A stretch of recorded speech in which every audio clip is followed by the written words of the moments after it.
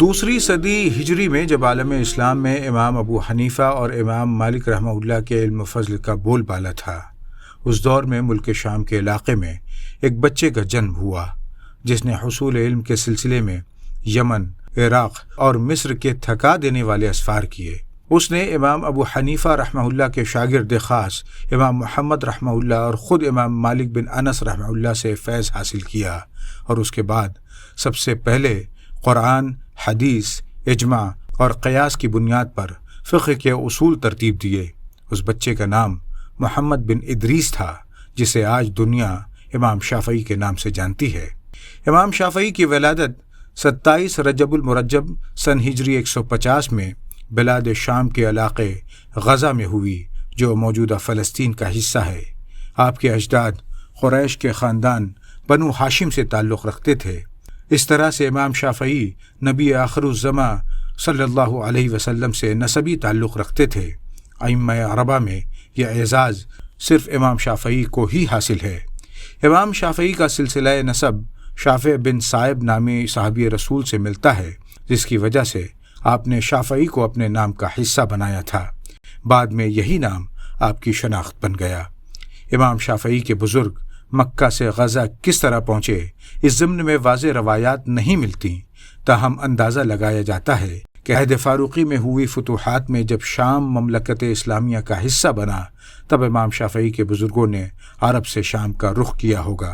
امام شافعی کا بچپن قسم پرسی میں گزرا۔ آپ شیرخواری کی عمر ہی میں تھے کہ یتیم ہو گئے۔ بعض روایات کے مطابق آپ کی ولادت سے قبل ہی آپ کے والد ادریس بن عباس کا انتقال ہو چکا تھا۔ نوعمر بچے کا نسب محفوظ رکھنے کے مقصد سے آپ کی والدہ فاطمہ بنت عبداللہ 2 برس کی عمر میں ہی آپ کو شام سے لے کر یمن آ گئیں، جہاں ان کا مائکہ تھا۔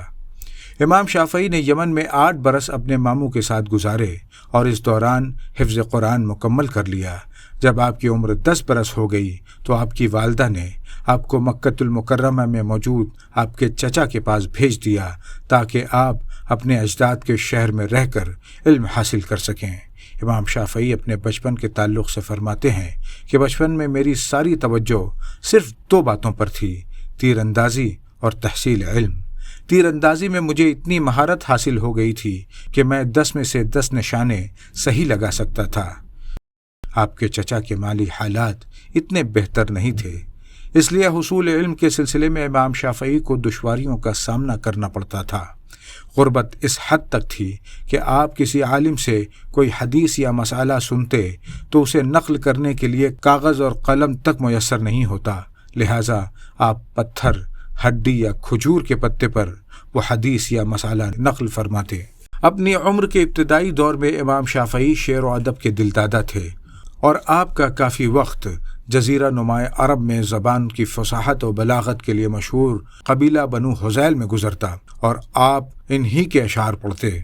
اس سلسلے میں آل زبیر کے ایک بزرگ نے امام شافعی پر بزرگانہ خفگی ظاہر کی، جو آپ کی زندگی میں اہم موڑ ثابت ہوئی۔ ان بزرگ نے آپ سے کہا کہ یہ بات مجھے گراں گزر رہی ہے کہ تم فصاحت اور ذکاوت کے ہوتے ہوئے تفقہ سے محروم رہو اور تم کو دینی سیادت حاصل نہ ہو۔ تفقہ فی الدین کے سلسلے میں محمد بن ادریس نے آل زبیر کے اس بزرگ سے رہنمائی چاہی تو انہوں نے مدینہ منورہ میں موجود امام مالک بن انس رحمہ اللہ کے پاس جانے کے لیے کہا۔ اس کے بعد امام شافعی نے بہت قلیل مدت میں امام مالک کی کتاب المعطا کو زبانی یاد کر لیا اور مدینہ منورہ کی جانب روانہ ہو گئے۔ امام مالک رحمہ اللہ کو جلد ہی امام شافعی کی ذہانت کا اندازہ ہو گیا، جس کے بعد انہوں نے امام شافعی کو اپنی شاگردی میں لے لیا اور ہجری 179 میں امام مالک رحمہ اللہ کی وفات تک آپ انہی کے ساتھ رہے۔ اس دوران امام مالک کی علمی مجالس اور درس میں امام شافعی ہی معطا کی قرات فرماتے تھے۔ امام مالک کی وفات کے بعد امام شافعی مکۃ المکرمہ واپس آ گئے۔ تب تک آپ امام مالک کے شاگرد کی حیثیت سے شہرت پا چکے تھے۔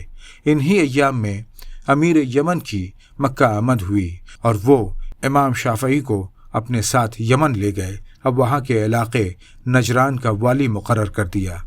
نجران میں امام شافعی نے اپنی ذمہ داریوں کو نہایت سلیقے اور ایمانداری سے انجام دیا، جس سے خوش ہو کر امیر یمن نے آپ کے مقام و مرتبے میں اضافہ کر دیا۔ مکہ آمد کے ایک موقع پر امام شافعی اپنے نوعمری کے استاد ابن ابی یحییٰ کی خدمت میں حاضر ہوئے تو انہوں نے یمن کی مصروفیات کے حوالے سے امام شافعی کو سخت لہجے میں ڈانٹ دیا اور کہا کہ تم لوگ ہماری مجالس میں بیٹھتے ہو اور جب کوئی کام مل جاتا ہے تو وہ اسی میں لگ جاتا ہے۔ اس کے بعد امام شافعی اپنے ایک دیگر استاد امام سفیان بن عیینہ کی خدمت میں حاضر ہوئے تو انہوں نے امام شافعی کا خندہ پیشانی سے استقبال کیا اور ساتھ ہی شکوہ بھی کیا کہ تم نے یمن میں رہ کر علم دین کی اشاعت نہیں کی اور اللہ کی طرف سے تم پر جو ذمہ داری ہے اس کو پورے طور پر ادا نہیں کیا، اب وہاں نہ جانا۔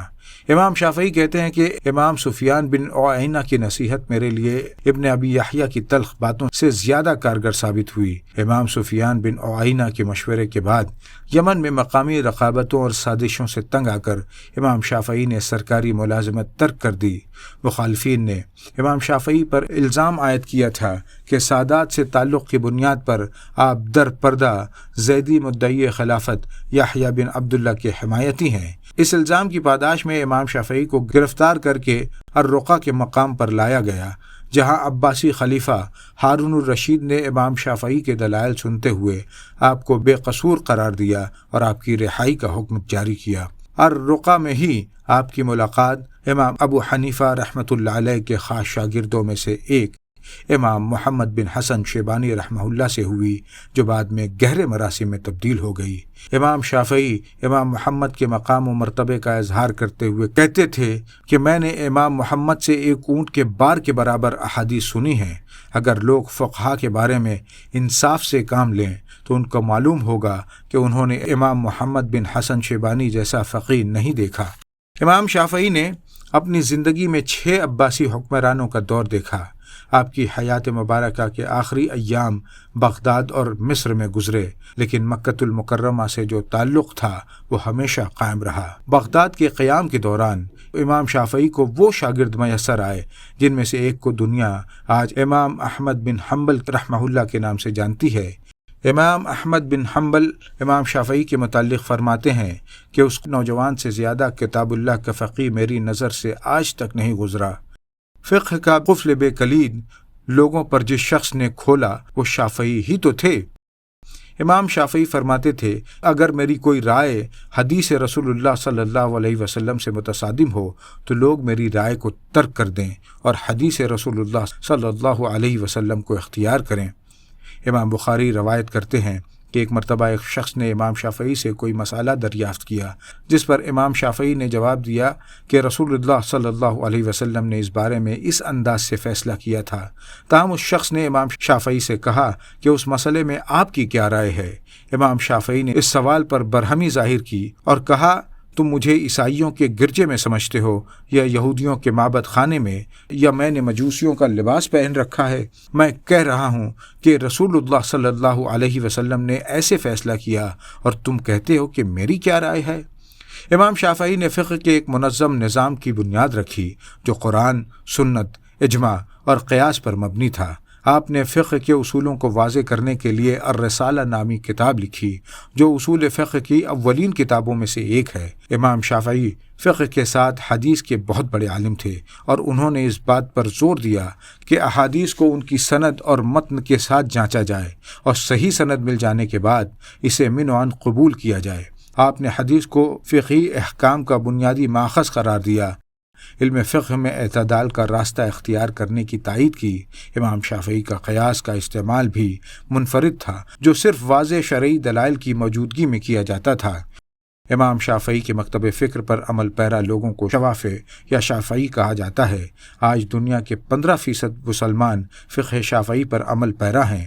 امام شافعی کے پیروکار زیادہ تر مشرقی مصر، صومالیہ، ایتھیوپیا، یمن، داغستان، فلسطین، لبنان، چیچنیا، انڈونیشیا، ملیشیا، مالدیپ، Singapore, Myanmar, Thailand, Brunei, Philippines اور ہندوستان کے ساحلی علاقوں میں پائے جاتے ہیں۔ امام شافعی نے زندگی کے آخری چند برس مصر میں گزارے۔ آپ نے 54 برس کی عمر میں 30 رجب المرجب 204 ہجری کے روز مصر میں ہی وفات پائی اور فسطاط نامی شہر میں مدفون ہوئے جو آج قاہرہ کہلاتا ہے۔ آپ کی وفات کے بہت برس بعد سلطان صلاح الدین ایوبی نے امام شافعی کے مزار سے لگ کر خالی جگہ پر ایک مدرسہ تعمیر کروایا، جہاں سے امام شافعی کا فیض آج تک جاری و ساری ہے۔